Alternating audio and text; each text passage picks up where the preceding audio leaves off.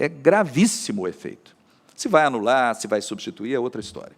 Mas não é sentença fundamentada. O que significa isso? Efeito vinculante, ou obrigatório. Alguém pode ter dúvida quanto a isso? Só se mostrar a distinção, só se mostrar que foi superado. É a única maneira do juiz não aplicar. A única maneira legal, né? Nos termos do CPC. Bem, desculpem a longa introdução, não é bem uma introdução, mas uma demonstração da existência do efeito vinculante. Agora, muito rapidamente, vamos falar da questão da inconstitucionalidade e depois vamos dizer como operar esse efeito vinculante. O que tem sido dito quanto à inconstitucionalidade? Fere a separação de poderes. O juiz passou a poder legislar. Os tribunais superiores passaram a poder legislar. O Supremo, na matéria constitucional, e os integrantes dos tribunais superiores, os integrantes não é individual, os tribunais superiores, como um todo, passaram a poder produzir regras de direito. Isso fere o princípio da separação de poderes.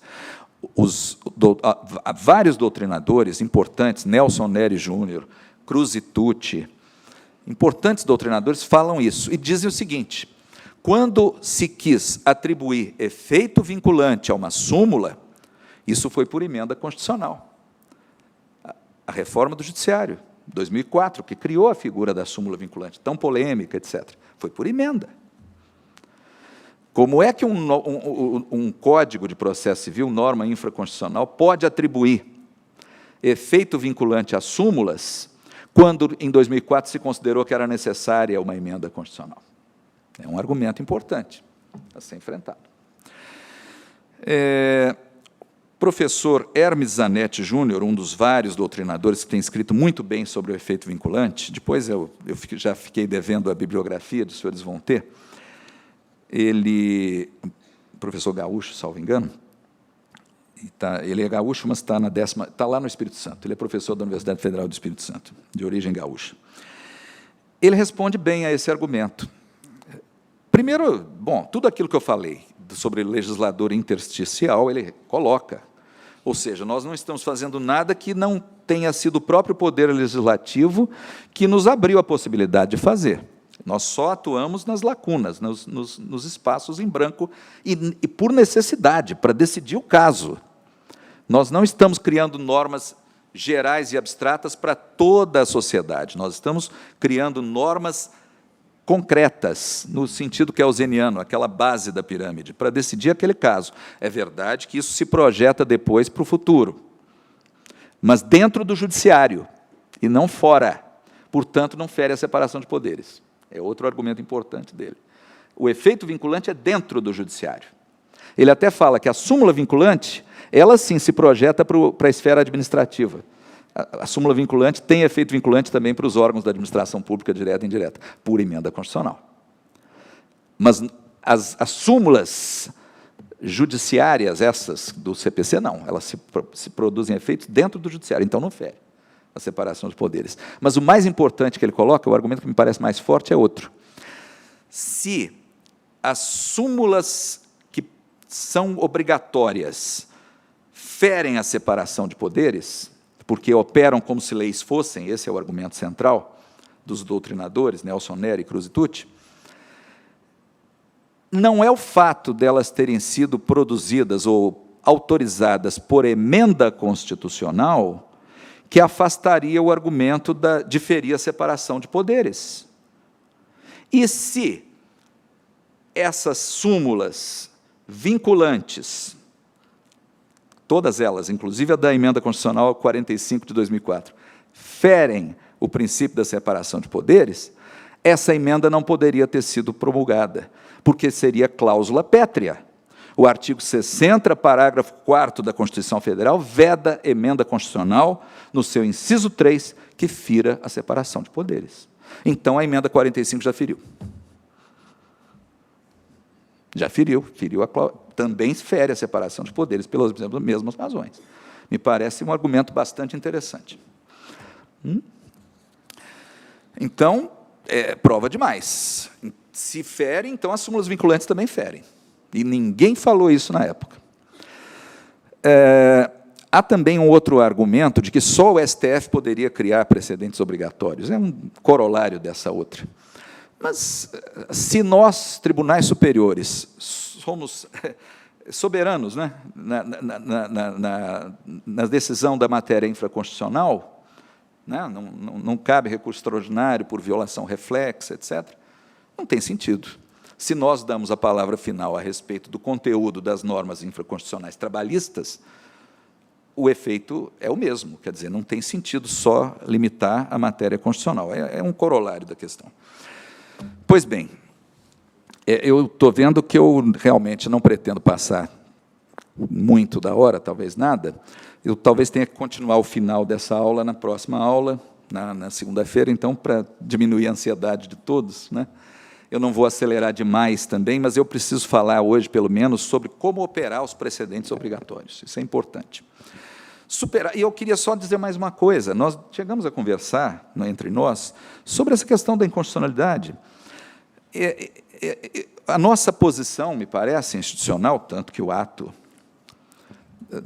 número 30, que aprovou a Instrução Normativa 39, fala claramente a respeito da compatibilidade desses dispositivos todos com o processo do trabalho, etc., foi a seguinte: não nos parece clara, no mínimo, não nos parece clara essa inconstitucionalidade, e caberá ao Supremo Tribunal Federal, no momento que provocado adequadamente, se debruçar a respeito do tema e dizer a última palavra a respeito. Se for considerado inconstitucional esse efeito vinculante, todo o sistema está quebrado. Quebrou o sistema. Aí aí voltamos ao status quo ante. Não é apenas uma palavra rápida. O que é que vincula nos precedentes obrigatórios? Agora, vamos aplicar essa questão. Existe uma frase, uma parêmia anglo-saxã, que diz que like cases should be treated alike. Né? Casos iguais ou parecidos, né? Like não é tanto igual, é parecidos. Aí tem uma questão, essa já é uma questão de aplicação. Iguais ou parecidos? Like cases should be treated alike. Casos iguais ou parecidos devem ser tratados de maneira igual, do mesmo modo. É a regra do stare decisis, é um resumo. Mas o que torna um caso igual ao outro? O que é um caso igual? Né? Nós nos deparamos com isso o tempo todo, aplicando as súmulas persuasivas. Né? O caso da onça ontem, né, Valmir? Na SDI 1. Foi um caso muito interessante. Quem assistiu, talvez vocês tenham assistido. Eram 2 casos meus, né, ministra Luiz? Mas vamos deixar para depois. Vamos deixar para depois. Podemos até exemplificar, mas vamos deixar para daqui a pouquinho. Talvez fique mais claro, depois que eu falar da ratio decidendi, ministro Valmir, talvez a gente possa trazer o caso da onça. É preciso compreender qual é a parte ou o elemento da decisão do precedente, que constituindo um precedente para as decisões futuras de casos semelhantes, terá efeito vinculante para os casos futuros. É preciso perceber o seguinte: não é toda a decisão que vai gerar o precedente que vinculará, ou ao menos para a decisão dos casos futuros. A parte efetivamente vinculante da decisão, que vai constituir o chamado precedente jurisprudencial, é o que a doutrina chama de ratio decidendi, mal traduzindo, a razão de decidir, né, do latim. Os ingleses chamam mais de ratio decidendi, os americanos chamam de holding, o holding, aquilo que sustenta, não é? A ministra Kalsen vai me ajudar, não é? Aquilo que sustenta a decisão, o coração da decisão, a holding. Esse conceito não tem um correspondente muito preciso no sistema brasileiro até hoje. Não é sinônimo de fundamentação, cuidado. Isso o Marinoni coloca muito claramente. Não é a fundamentação só. É algo mais que a fundamentação. É verdade que boa parte da ratio decidendi nós vamos encontrar na fundamentação, mas às vezes não. Marinoni chega a falar, ministra Luiz, que a ratio decidendi se descobre através do relatório, da fundamentação e do dispositivo. A importância do relatório, que Vossa Excelência salientou muito bem. Porque precedente é a regra do caso concreto. Você extrai uma norma mais abstrata, mais geral, do caso. A professora e juíza federal Patrícia Madeira, eu não vou achar aqui agora esse negócio de ir e voltar, vou falar de memória, ela fala que quando um juiz decide um caso, que vai ser o precedente, ele produz duas normas, não uma. Ele produz a norma do caso concreto, mas produz uma norma mais geral, que vai servir de exemplo, de precedente, para os futuros casos iguais ou semelhantes. Produz duas normas. A súmula vai ser a segunda, quando tem súmula, no nosso sistema tem. Não é a norma daquele caso, não é o dispositivo. Então, por isso que o dispositivo também não pode ser a ratio decidendi. Você tem que extrair aquela, por dedução, o método de pensamento é dedutivo. Você deduz uma regra mais geral daquela solução do caso concreto. Não sei se eu estou sendo claro, né? Você tem que abstrair aquilo que não é relevante, deixar o que é relevante e fazer a súmula. Tão fácil, né? Mas é isso. Você tem que tirar o que não é relevante, deixar o coração do que está sendo decidido ali, de forma a produzir uma regra que vai ser útil para a solução dos casos futuros. Daí a importância da comissão de jurisprudência, não é, ministro Valmir? Bem, então, continuando aqui.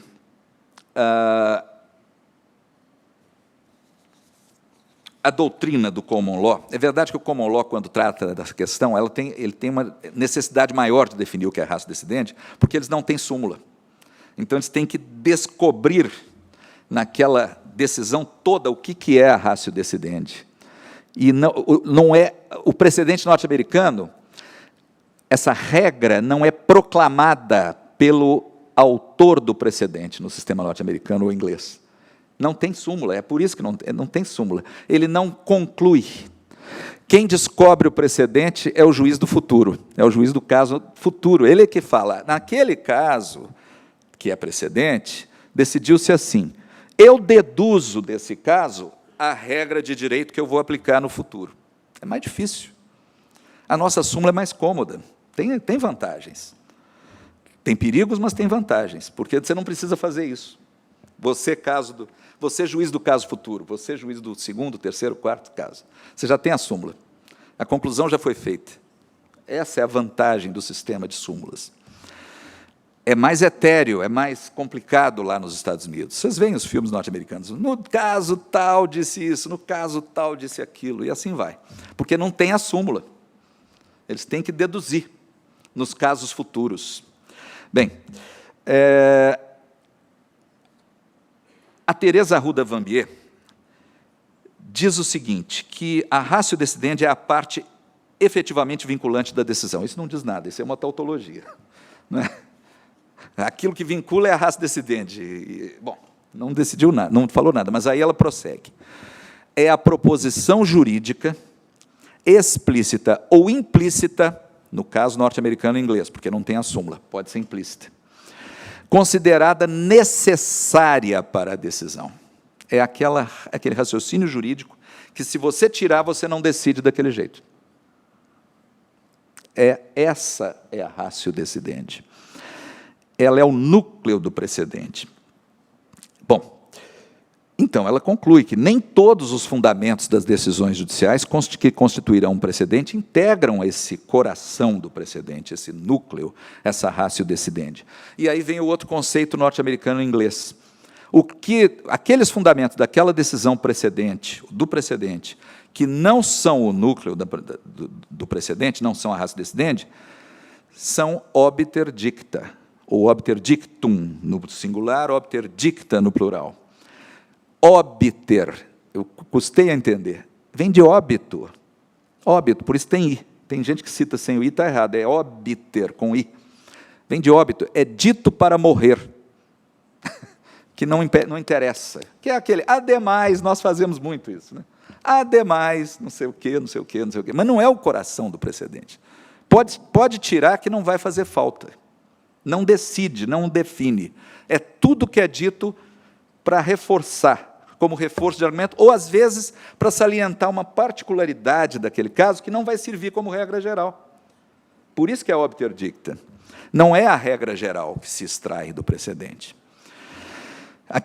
Outros falam de gratia, gratis dicta, aquilo que é dito gratuitamente, que não precisava dizer, mas a gente diz. Bem, agora, questões de fato e questões de direito. Discutimos isso ontem na SDI 1 também.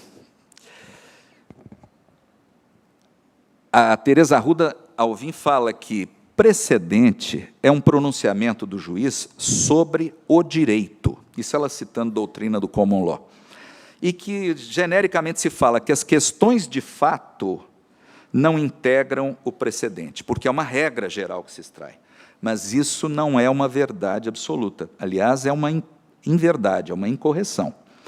É perigoso dizer isso, que não interessam as questões de fato. Muito ao contrário, interessam muito. É uma questão difícil, mas é importante salientar. Os precedentes versam sobre questões de direito porque eles referem-se a uma regra de direito que vai julgar a controvérsia. Por isso é questão de direito. Mas é uma questão de direito produzida para solucionar aquela controvérsia fática, aqueles fatos.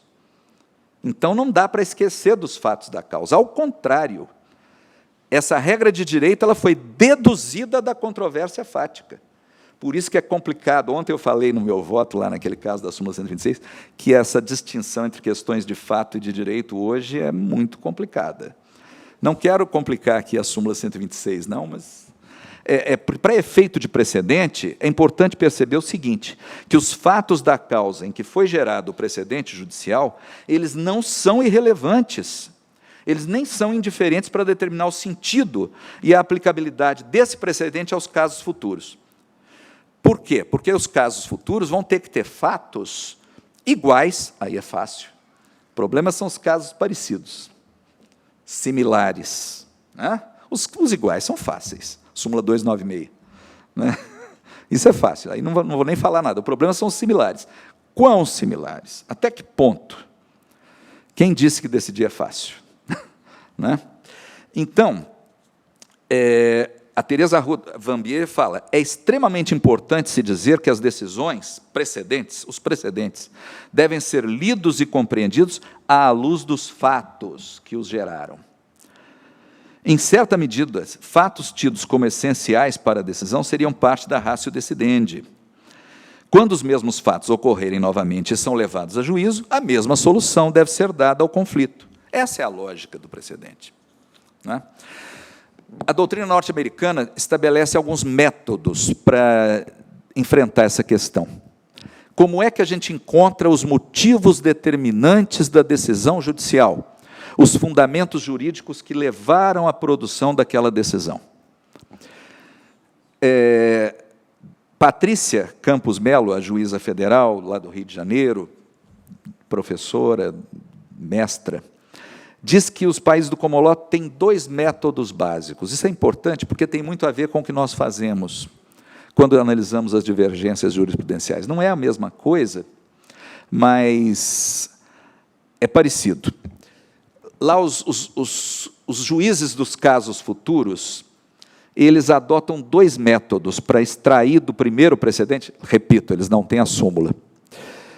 Qual foi a ratio decidendi do caso anterior? Eu sei que aqui com a súmula é mais fácil, mas mesmo assim esses métodos são úteis, para a gente saber se a súmula é aplicável ou não. Por isso que eu estou falando nisso. Existe o chamado método fático concreto. O nome já diz, parte dos fatos. Para esse método, você identifica a ratio decidendi, a regra extraída de um conjunto de fatos. Exemplo, para ficar mais fácil. Em qualquer caso futuro, em que estejam presentes os fatos relevantes A e B, são fatos relevantes. E, com relação a um terceiro fato irrelevante, o fato C, tanto faz se ele está presente ou não. O resultado sempre será a aplicação do precedente. Quer dizer, o precedente se baseia nos fatos relevantes A e B. Não interessa se tem o fato C, D, E, F, G, etc. Estando presentes os fatos A e B, que foram os fatos relevantes para a edição do precedente, aplica. Não é isso que a gente já faz? Nós fazemos isso empiricamente, só não explicitamos dessa maneira, não é verdade? Não é tão diferente. Não vamos ficar achando que é uma coisa do outro mundo, porque é isso que a gente faz. Na hora de decidir, de fundamentar. A gente identifica os fatos relevantes, fala, aplica. Esse outro fato não é relevante. A parte interessada vai falar, não, esse fato produz uma diferença, etc. Não. Aplicamos. Então, é mais importante do que disse o tribunal, e lá não tem súmula, eu repito, é o que ele decidiu sobre aqueles fatos. Então, se presente o fato A e o fato B, que são relevantes, não interessa. Não precisamos extrair uma regra, etc. É o método fático concreto. A ênfase aqui maior é para a realidade fática. Para os mesmos fatos, a mesma solução. Para os mesmos fatos, relevantes. Eles não precisam ser absolutamente idênticos, os fatos. Aliás, é quase que impossível, né? O ministro Luciano, brilhantemente, falava que não tem nada mais diferente do que um caso igual, né? Ele falava isso, todos nós brincamos, e ele tem razão, quer dizer, não é isso. Nós temos que identificar os fatos relevantes. Os outros podem variar. Mas eles devem permitir o uso da mesma estrutura de pensamento aplicada nas decisões anteriores, que serviram de precedente. Esse é um método, mas tem um método diferente. O segundo método lá. É o método abstrato normativo. Ele parece mais com o nosso, porque só falta lá editar a súmula. Mas nós editamos. De certa forma, nós fazemos mais isso. O método abstrato normativo. O que se faz lá quando se adota esse método? Quando os tribunais decidem o caso concreto, no primeiro caso, eles solucionam a lide de um modo mais amplo, enunciando uma regra capaz de solucionar não só a própria demanda em exame, mas também outros casos a ela assemelhados que possam surgir no futuro. É o que nós fazemos quando editamos a súmula. Lá eles não fazem, mas eles deixam nos fundamentos essa regra mais geral. E aí o aplicador lá, do caso seguinte, do segundo, do terceiro e tal, ele vai lá e fala que a regra geral é essa. E aplica. É mais semelhante ao que nós fazemos aqui. Ao decidir determinado caso, o julgador deve decidir com base no que é mais adequado para todos os casos que se encontrem dentro de uma categoria ou faixa apropriada de similitude. Então, não precisa ser fatos absolutamente idênticos, mas que haja uma faixa de similitude. Apesar da literalidade da nossa súmula 296, nós todos sabemos que é isso que nós fazemos. Nós não ficamos tão presos assim em casos absolutamente iguais. Nós falamos, os fatos têm que ser idênticos. Falta dizer, os fatos relevantes. Os relevantes têm que ser idênticos, e eu concordo. Não estou me furtando a aplicar a súmula 296, não. Vejam bem, mas tem que ser lida, tem que ser interpretada. Ou seja,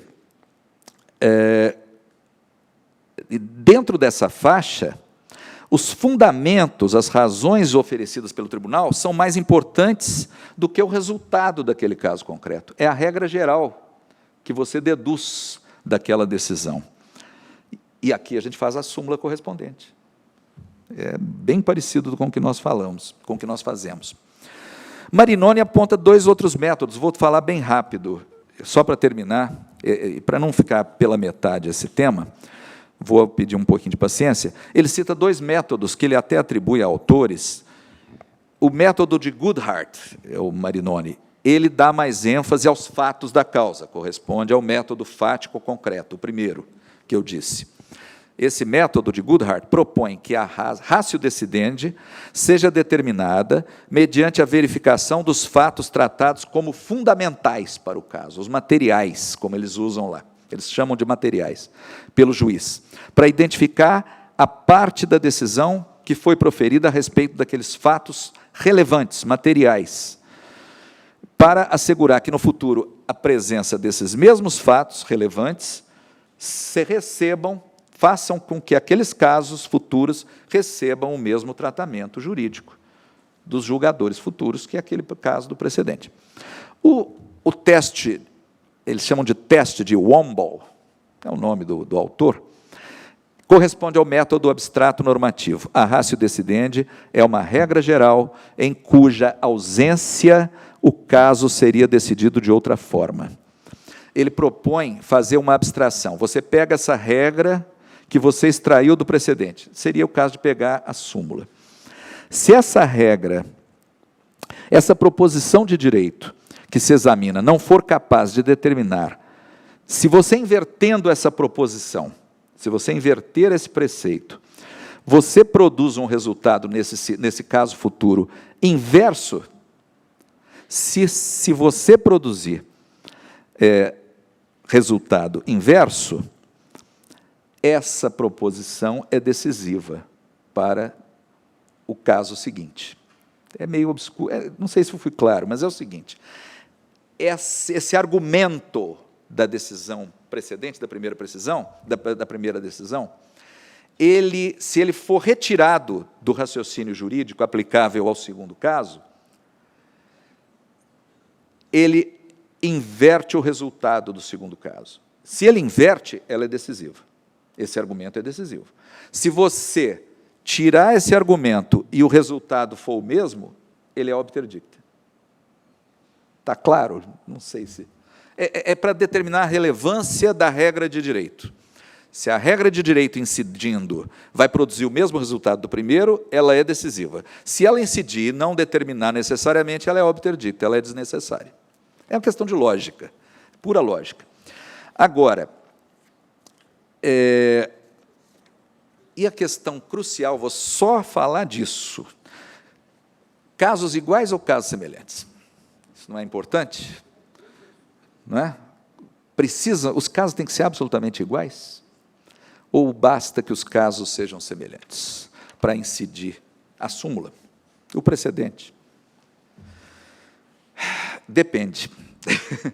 Teresa Arruda Alvim Vanbier, num artigo mais recente, que ela escreveu recentemente sobre o tema, a vinculatividade dos precedentes e o ativismo judicial, ela fala que depende da natureza da controvérsia.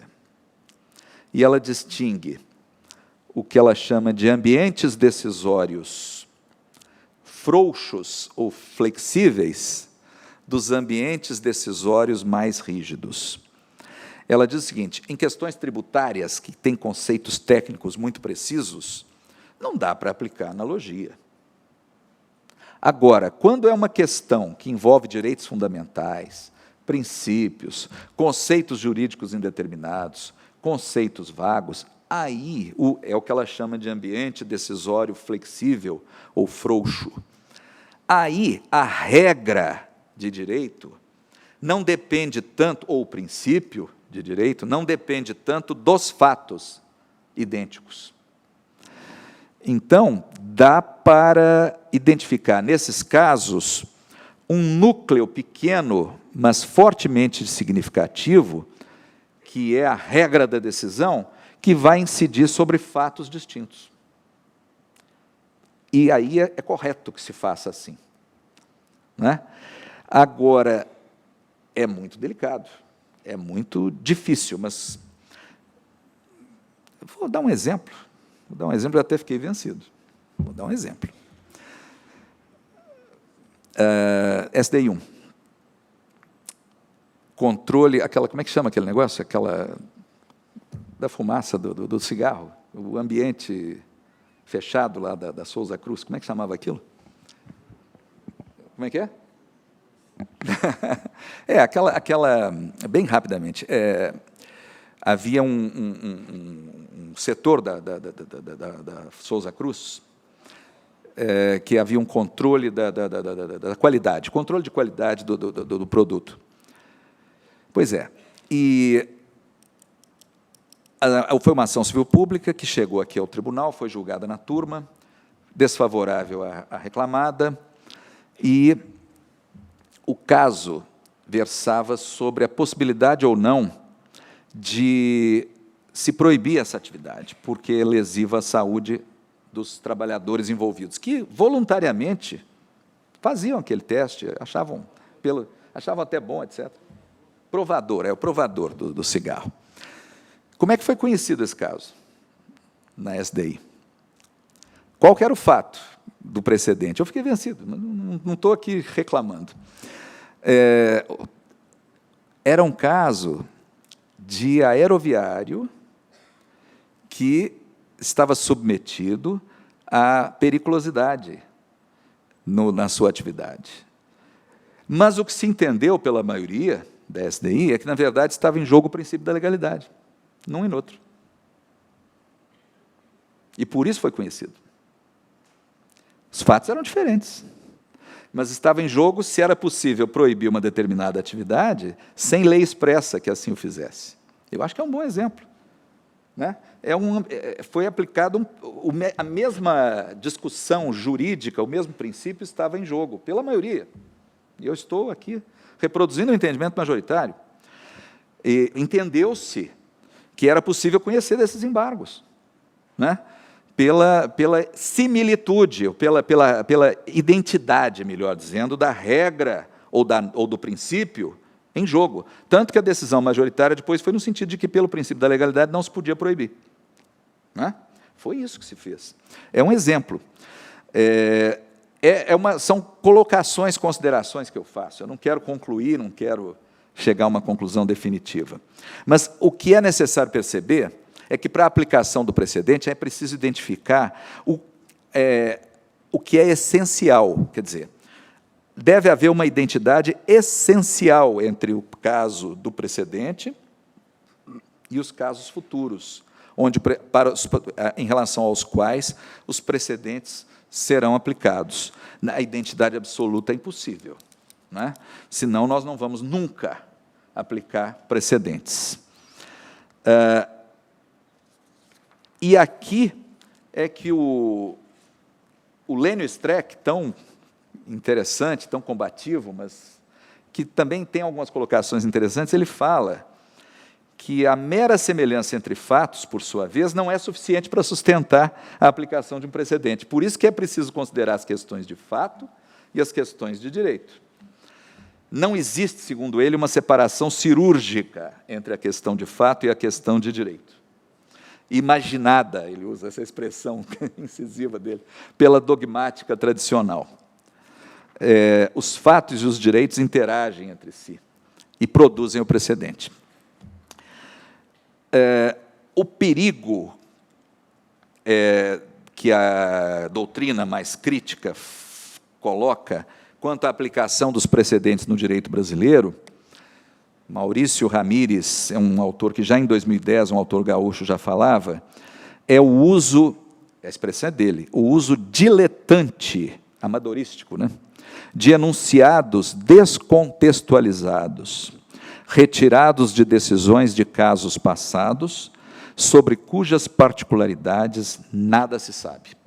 Daí a importância de, quando aplicarmos uma súmula, e nós vivemos falando isso, é preciso reler os precedentes que geraram essas súmulas, porque a súmula é a regra de direito deduzida daqueles precedentes.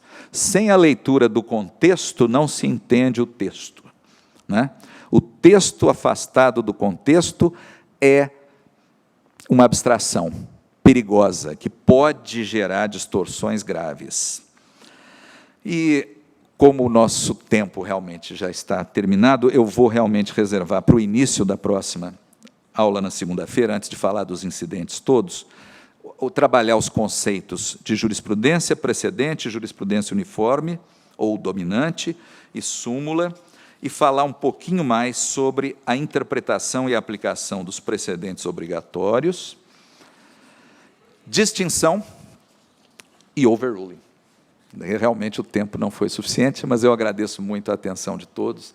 Espero ter trazido alguns elementos para a meditação de todos nós. Mais dúvidas do que certezas, mas eu acho que esse é o nosso papel, né, de trazer realmente elementos para que todos consideremos essa nova realidade, esses novos desafios que estão se descortinando aí na nossa futura atuação.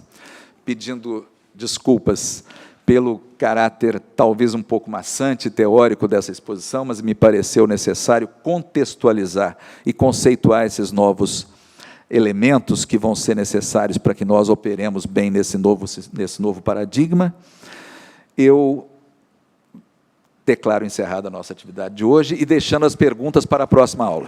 Tá bem? Muito obrigado.